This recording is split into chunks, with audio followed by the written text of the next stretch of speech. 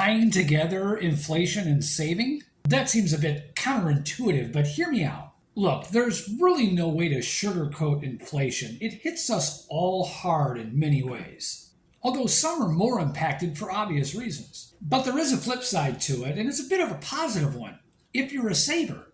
Moreover, if you're not a saver, this is the best time in 15 years to become one. That's because while the Fed battles inflation and raises interest rates, the banks are paying you more for your savings and interest. In fact, those interest rates on certain high-yield savings accounts are paying 4 or 5%. My online high-yield Ally savings account, for example, pays 4.25%. Because of these higher interest rates, now is a great time to start finally digging into starting that emergency fund you've been wanting to. Typically, you should have 3 to 6 months worth of expenses saved up. And right now, with interest rates being as high as they are, the interest that you receive on those funds will just help you to grow your emergency fund faster. It'll be less work and you'll achieve your goal sooner. Plus, the general theme is simply to start saving and thinking about saving, to simply develop the habit of saving so that you'll be able to better save in the future. Granted, saving is always a tough thing. For some people, it can be a really difficult thing for a lot of reasons, but it's so important that you do it. It protects you and offers you more freedom. It gives you more comfort knowing that if something catastrophic happens like losing your job, at least you've got something set aside for it. Now, for me, saving is something that comes natural to me, but I still force myself to save money. I still find ways to force myself to save money. Because saving money is not supposed to be a painful thing. I want to make the process fun and challenging. I mean, think about how lucrative the gaming industry is. People like games. Take, for example, a recent YouTuber that I was watching, Survive With What You Know, who came up with an interesting challenge to force her to save money.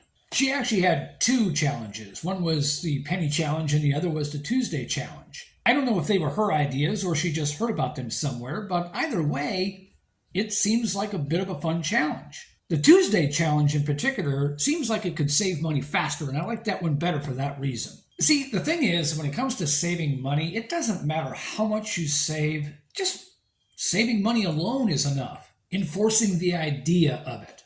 Establishing the habit of saving. Those are the things that matter. So what is the Tuesday challenge? How it works is each Tuesday of every month you put in the dollar amount of the date each Tuesday lands on. So just looking at September of 2023, the first Tuesday was the 5th. You would have put aside $5. On Tuesday the 12th, $12. On Tuesday the 19th, $19. And on the final Tuesday, the 26th, $26. At the end of the first month, you would have saved $62. Now, what she does with her money is she puts it into a jar. And I'm not sure what the purpose for her is to save it. But of course, we're talking about taking advantage of high-yield savings. So rather than put the money into a jar, I would take it to the bank and deposit it and put it into your high-yield savings account. Obviously, money sitting in a jar isn't going to earn any interest. And putting it into the bank isn't going to take away from your goal. It's not going to change what you're trying to achieve. Now granted, 4.25% is not beating inflation, but if it's just money set aside in cash, why not take advantage of it? Why not get the most out of it that you can? After all, especially if it's just set aside for an emergency, it's cash you need when you need it, so it's not something that you want to put into the stock market. And 4.25% is better than most banks offer. And again, because you're getting the higher interest, you'll reach your goals sooner. An emergency fund is basically just like an insurance policy. You hope you never need to use it, but it's there if you do need to use it. Getting into high-yield savings is just a way for you to kind of buck the system a little bit.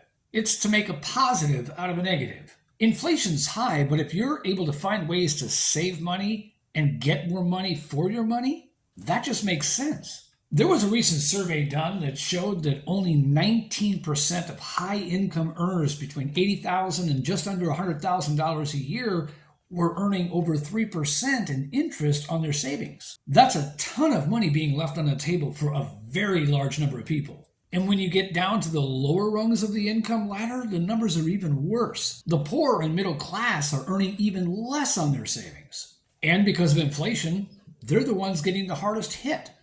The crazy part is that these high-yield savings accounts take less time to open than watching a YouTube video. The bottom line is that now is a good time to save money.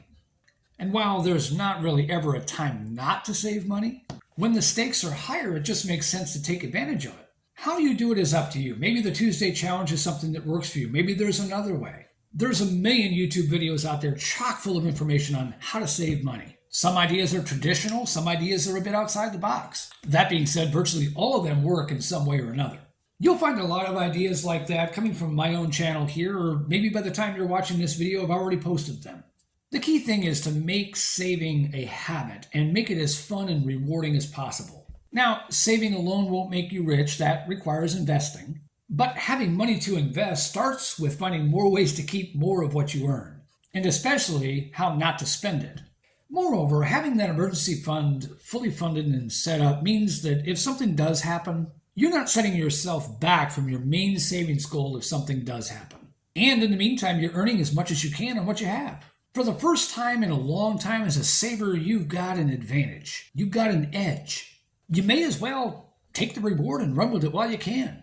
Hopefully I've added some value to your day, and if you want to see more content like this, like, subscribe, and hit that notification bell. It costs nothing to you, but hopefully it pays out in dividends in the future from great information I can provide.